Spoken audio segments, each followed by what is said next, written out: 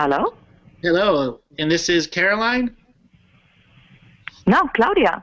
Claudia. I am sorry. Claudia, ja. Goedemorgen from Holland. Good morning. Good morning to Good evening you. to How you. are you doing? So Hello? how did you find out about the show? Oh, well, I was surfing the internet on YouTube, and I came across your material of the 20 galactic series of the galactic history, and I got so inspired by that I started to translate it in Dutch for all the Dutch people here, because I was so in awe of the material. I thought, well, people have to know about this. So you're my inspiration. What can I say? So what kind of questions did you have for me, or did you just want me to just jump into a reading? Your choice. You have the Akashic record of this world and 20,000 other worlds open to you. No pressure. Well, since I'm so interested in Earth history, how fit I into that history? That's a very big question with me. Where do I come from? What's my soul family? And you go ahead and. All right. Well, what I want you to do is I'm going to tune deep into your energies. I want you to tell me about the first 10 minutes of your day when you first woke up. What did you do in that mechanical moment when you first woke up? Did you remember a dream? Did you rub your eyes? Give me about 10 seconds, 20 seconds out loud, and I'll tune into that Akashic record of you waking up. Well, can I tell about yesterday's dream? Because this morning was very early, and I woke up by the how do you call it? Alarm clock? I don't know how to the word. I'm sorry. The alarm clock, yes. Mm-hmm. So can I tell yesterday's dream? Yeah, tell me about yesterday's dream. Because it was about you. Okay, go ahead, tell me. I dreamt how I woke up, and I was thinking, what did I dream? And I thought, oh my God, I dreamt about me having the reading with you. And then you told me something very, very special, something very unique. And I don't remember what it was. And then I woke up again. And so it was like a dream within a dream, something like that. So do you want me to go on? I've tuned into you, and you have the classic questions: who you are, where did you come from, how you're affected in time. So what I'm going to do is I'm going to build a story here, and it's going to go a little back and forth, and it's going to show patterns of what you've been doing. So the last lifetime that you incarnated was in about 1760, 66, 1765 is where you died. You were born in about 1720, right around there, and you were in Sri Lanka, traveling on a boat. You died on the ocean, traveling between Sri Lanka and the island of Bali, delivering sacred geometry goods. All right, I'm pasting a story. Grab out of the timeline here. Just a second here. I'm separating your timeline. The life in Sri Lanka.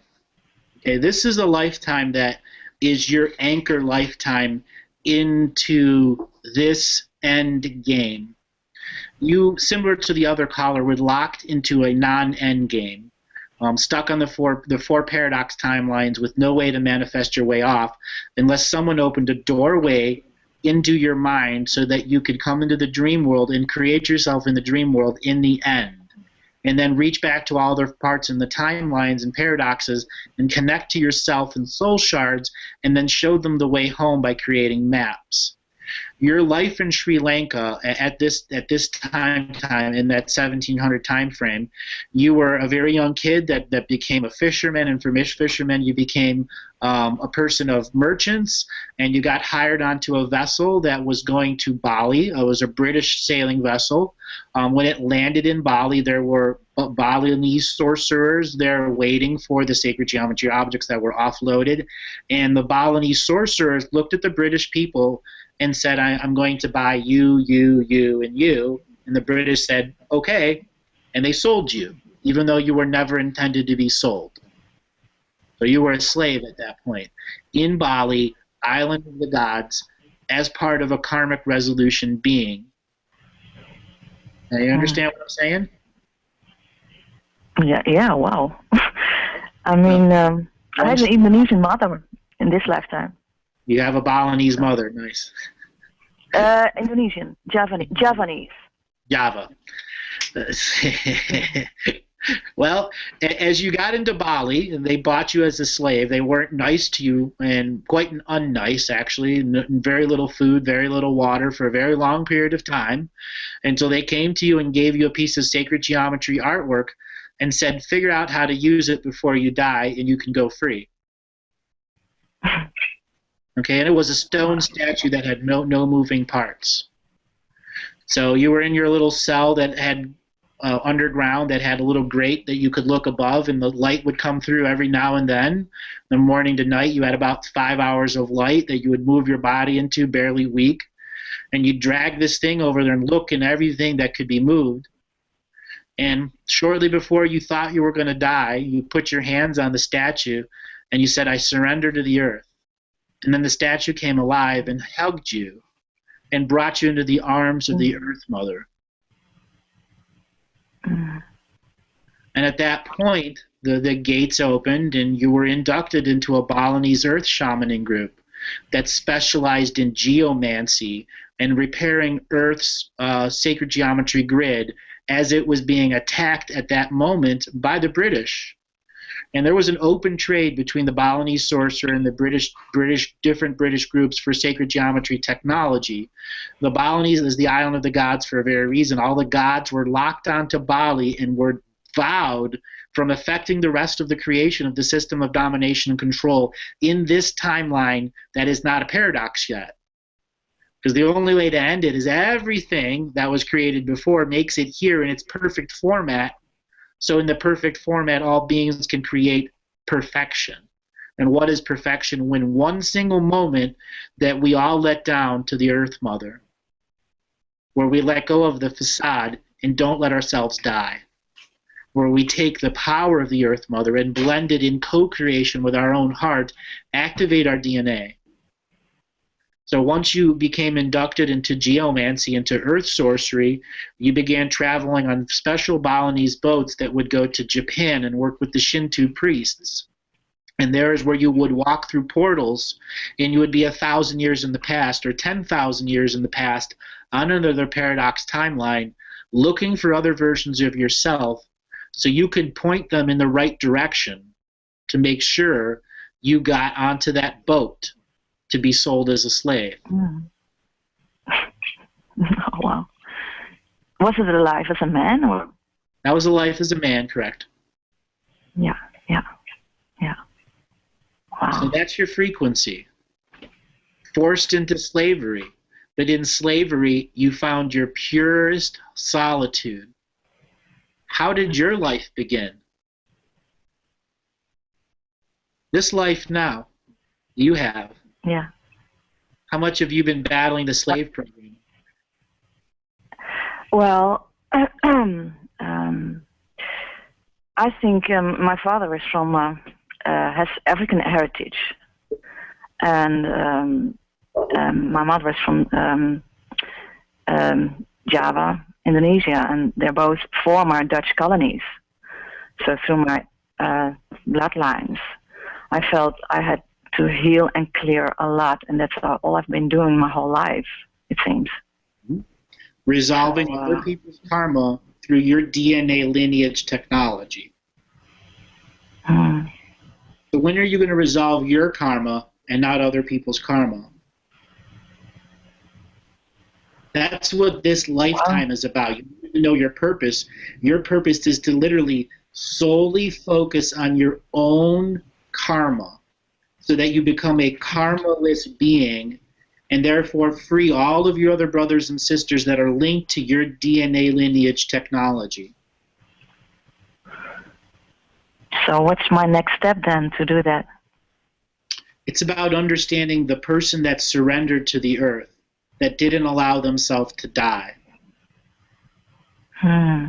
You have to take it to a more modern way. You live in a world that's 3D matrix, and you still need food and water. You still need love and support. You can't be the shaman in the cave or the Buddha up under the tree for years.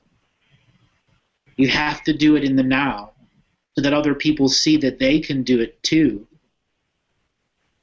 For every hour that you're healing yourself, you're doing 6 or 7 hours of healings on other versions of beings who are helping themselves resolve karma. Because you've taken an I am presence time now to resolve your DNA lineage technology. So how do you do that? Well, what have you been doing the past 6 months? Working on myself, really. Doing what? Meditations, healings? Have you gone under a waterfall? I mean, have you gone exotic? Sorry, I didn't understand it. Have you done anything more exotic? Maybe ayahuasca? No. Do you think that's an option for me, ayahuasca? Not only do I think it's an option, I think that any plant medicine in sacred format that has a shaman by it will help you go by light years. Okay. So it really comes down to, what are you ready for as a brand new explorer in consciousness? Because you haven't explored your own DNA resolution. As much as you think you're resolving your stuff this lifetime, you came in with ancestral karma, and that's actually what you're solving. It's not yours. You asked what you're here to do. Resolve your own, not others. See what is being passed on to you as ancestral karmic debt from your mother and father in unawareness. Okay. What was your mother and father like? They were pretty much dysfunctional through all the hardships they went through. Okay. So as a child growing up, they were loving people. Right.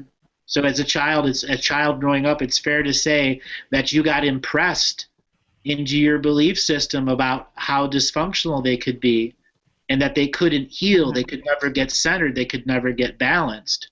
And now this part of your life where you're trying to do that, those foundational programs that were impressed into you as a kid are the only thing holding you back. Okay. Okay.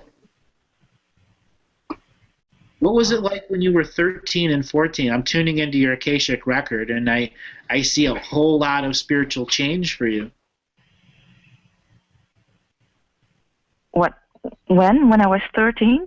Yeah, what? 13 to 14. What was I doing? Yeah, where were you living? I think, well, my parents separated then. They got divorced. Where were you living? At my parents' house. What country? Holland? And yeah. Same house that you grew up in? The same house I grew up in, yes. All right, there's an Akashic record moment right when you're turning 14, a few months before you're turning 14, where you're coming home from school and there's a lost memories there. There's as much as 60 minutes of your life that doesn't exist. Oh. You ever think about maybe you had been abducted? Abducted? Yeah. Well, no. But it happened then? Do you remember at all missing time in your life? No. No. How much? Yeah, actually. Go ahead. Yeah, maybe I do, because everything seems like a blur when I was in the puberty. So it it was very not defined. I was very unhappy with them. You had Arcturian consciousness exploration vessels removing you from the reality between age 13 and 24. Okay. So, Are you familiar with the Arcturians? Are you familiar with the Arcturians? Well, I've heard about them, but not what they're about.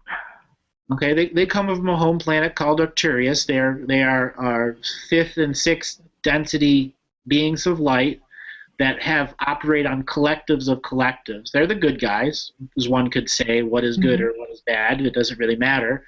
But their perspective comes from a very positive change for Earth. And they come here to Earth looking for other members of the Arcturian soul families. And you're part of Arcturian? You're part of an Arcturian soul family that was soul sharded during a massive uncreational event while you were traveling here to Earth during dimensional portals to try to save other beings here, and got caught in a timeline genocide, and your DNA was not supposed to be mixed with it. So when the creational event came back around, you were soul sharded. Part of yourself was stuck here, and the rest of yourself was put back on Arcturus with full knowledge that it was still stuck here. And that created you what's called to be a forked source stream. A what? The last time I didn't understand. A fork? F-O-R-K, like a fork. Like there's two parts of you. Okay, wow. One simultaneously living as a sixth density being on the homeworld of Arcturus, and one simultaneously living here that is you of the now. One in awareness of you, and you are in unawareness of it. Until you go to resolve your paradox, which is, why are you dual located as not in hive dream space? One of the reasons you connected to the material that I do so deeply is because it creates a no-time field. And as soon as an Arcturian's in no-time field, they can understand why they're a forked source stream. If they should choose to do the inner work on their heart, where they allow their mind to go into their heart. They allow their whole body to shrink back into the fetus in the mother's womb, where you were just a heart with a soul inside it. And from there is where you can truly connect into what your DNA purpose is, resolving karma. This part of you that is soul sharded in here is the karmic resolution machine. And the I am presence that is you in the now can make a choice at any point to not be a karmic resolution machine anymore. And then once you say no, it takes a short while for the system to stop working against you.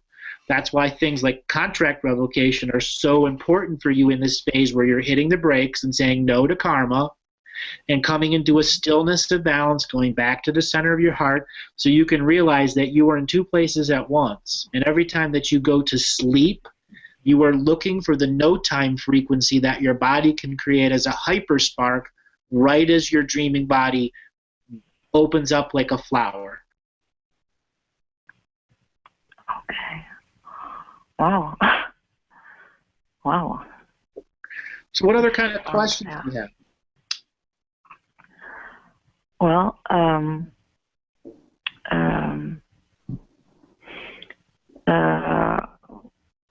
so what can I do?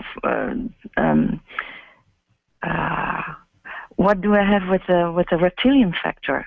I mean, that interests me also very much, and maybe do I have much reptilian DNA as well?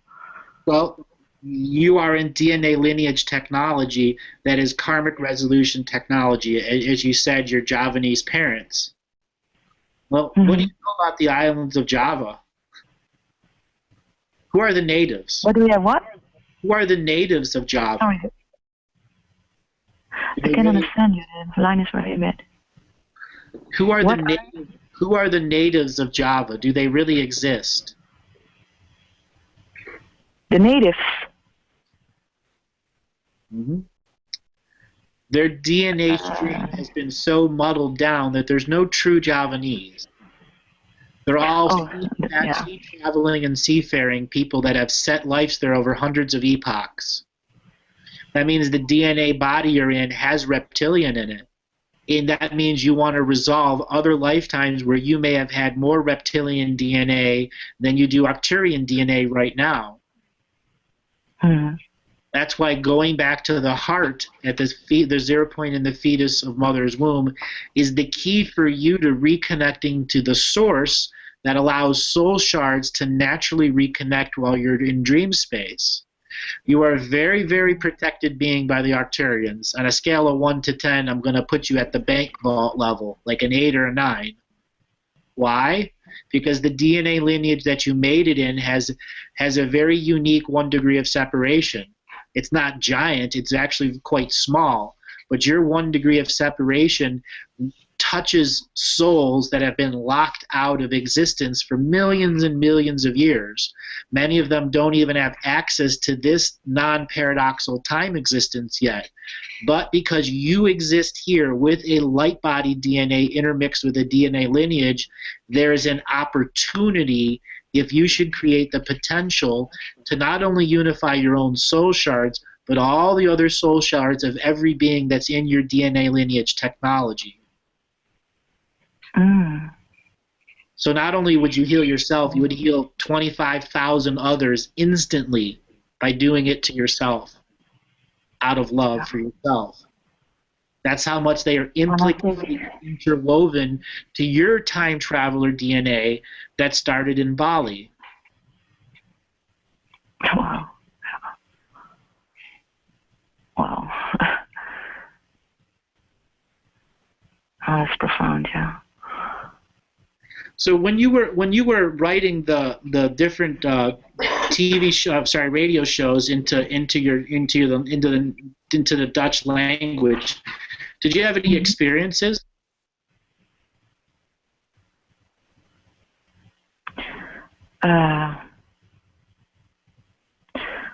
Well, sometimes I get insights. Yeah. You know, I had a lot of knowing things that the only way for them to understand the material was to transcribe it themselves. And once they did that, they got into the signature frequency of the Akashic record at a neutral perspective in intonation and vibration, and it would open portals in themselves, created by themselves in other timelines and dimensions. Once you had the no-time frequency, your other parts of yourself did the soul surgery on you to fix whatever was broken in your timelines. Wow. And that's something that I'm consciously aware of when I work with people. So it would probably be very, very, very, very beneficial for you if you tried transcribing this reading for you after it's put back on air. We'll get you a download right away, too. Mm. And the reason why is there's so many layers of information in here. Many, many layers for you to begin to pick apart. And for those other people that are listening to this reading, we are beings of karmic resolution until we say no. And when we choose to say no, there are other versions of ourselves that have already said no and have options waiting for us if we should begin the translation and transcription of what's going on at the infinite level with us, so that we have some scribblings or scratchings or long documents that this presence can go, all right, I can absorb this because I wrote it. And it doesn't matter what anyone else says or does. Mm-hmm. Mm-hmm. Wow. Yeah. Well, I must listen to this. Well, I will transcribe this, of course, in Dutch, and I see what it does to me. So you say that am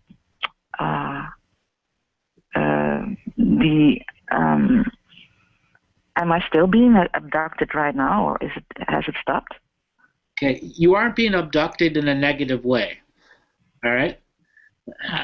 It's hard to describe when you lose time. What it is there's consciousness exploration vehicles that can predict if you become predictable and wake up before your time of waking up. And what they would do was come to you a few seconds before you woke up and put a dimensional field around you so that you woke up and fell right back to sleep outside of time, and then they put you back in your body. The Arcturians are the good guys, but they also know if you wake up early, not only will you be captured, you will be turned against everyone else. Well, that's what I feel. Yeah, that's what I felt. That some force is holding me back in some way or form. So this is makes totally sense to me. And the reason why is you need what's called sacred space, where your heart is feeling good enough to let down in such a way that you can turn on the smile and create something out of joy in that sacred space that evolves into a ceremonial expression of who you are this lifetime. I call this telling your story to the fire. Mm-hmm. Where you have an indoor and outdoor fire and you go, I'm going to sit down next to this fire in sacred space and tell it my whole story. And no one else needs to be there, just you and that fire. And once you trust yourself to tell yourself your whole story in the witness of an element is where you get inducted to being a fire shaman. And as being a fire shaman is where you will connect to the other versions of yourself who have gifts waiting for you. Because they knew you would ultimately do it, but only you are the one that actually can do it in no interference. That's why you have to find a sacred space or create one in your own place that isn't violated by others. And because you have so much slave programming built inside your DNA from the system, I'm going to tell you, you are going to have a very hard time finding a place that is your own without interference, without the phone calling, without people stopping over, so you can trust yourself enough days in a row to tell your whole story to that fire, and then allow yourself to process all of the visions that come afterwards as a dreamer. As a person with no limitations in dreaming, connected to your dream world, disconnected from materialism and consumerism, connected to the lands you live in. What I suggest for you is to get really witchy for the next 2 or 3 months. To really look at your day. Yeah, like practicing of spirituality. And witchy, it's an American term where you go, everything you do is very, very respectful to nature. You make sure that each day you get up, you give an offering to nature, whether it's an apple or a piece of bread, knowing that it fulfills something to the food chain out there. Yeah, there are other people that offer a shot of alcohol to the land. That is spirits, distilled energy. That is something that'll be very, very powerful for you. You have dozens of lifetimes where you were a brewer of rum and alcohol and other stuff. That may be considering for you to start using alcohol as your way of blessing or giving offerings to the land. 2, you got to figure out what can you do to make sacred space that has fire in it. That has what in it? Fire. Fire in it. Okay.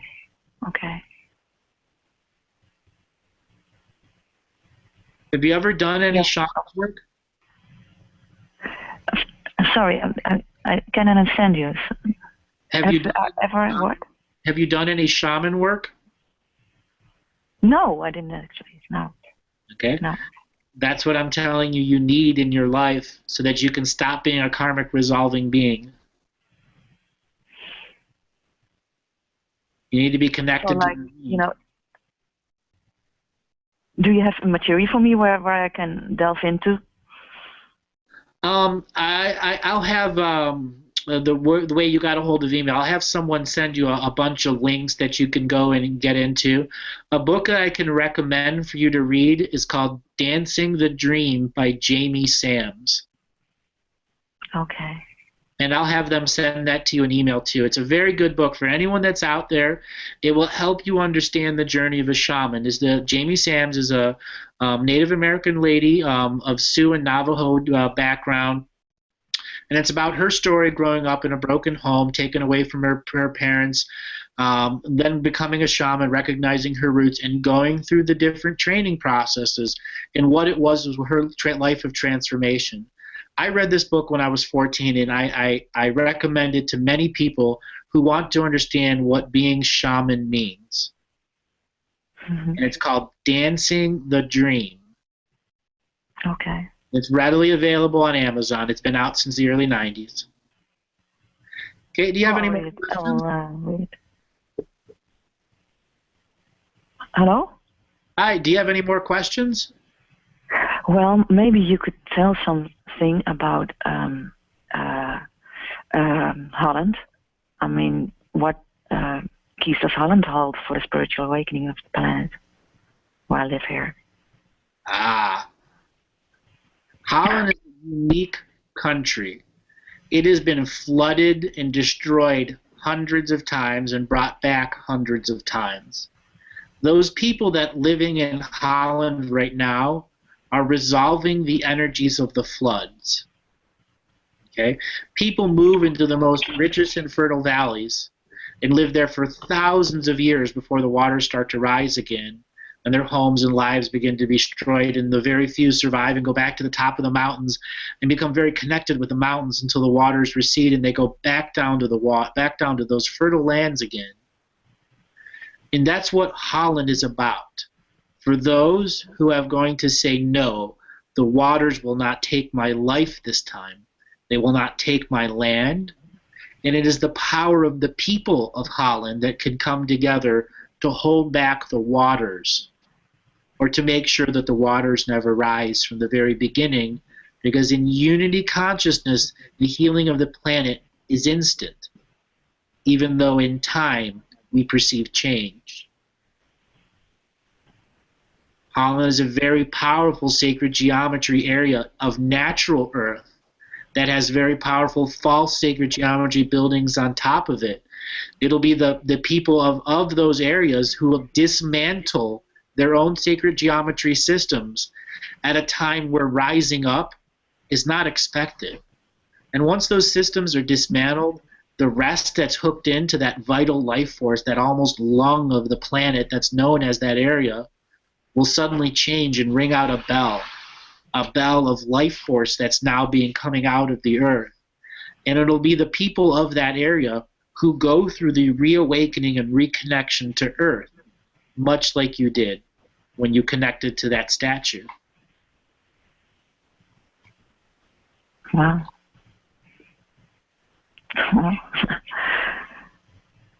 Yeah. Are there important places in Holland, like and artifacts, like...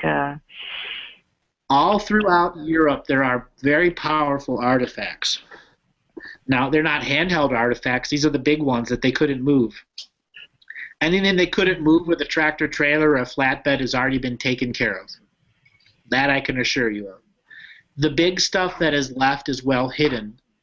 Holland has some very powerful zero-point energy fusion creation systems that aren't mechanical. They're literally built into the stone to be natural fusion energy when human DNA interacts with them at a sacred neutral perspective. That means you have unlimited access to quantum energy as an infinite being of light to manifest as a third or fourth dimensional physical being. There's unlimited energy in the land. And that's the technology that's in Holland. And it's the people that live above it who learn how to tune their DNA so that their body becomes the remote control for whatever stream of information or energy that they want to work for their creation, whether it's a painting or sheep herding, whether it's building a boat or a mountain. Doesn't matter. It has the infinite quantum creation connection to it. And that's a legacy many, many other people in our world are going to learn, and many will go to Holland to learn those skills. And then there's about a few select other places that are similar to Holland, such as the Caribbean, the Gulf of Mexico, the Antilles Islands, the Caribbean, parts of Brazil and the Amazon, parts of Peru, parts of Java, Australia, the Great Barrier Reef. There'll be micro sections there where people can go and connect to very similar to Holland. And there'll be a big section outside of Goa, India, that will be just massive, where people want to learn to connect to that energy. They'll just go there for a few weeks and connect to that field.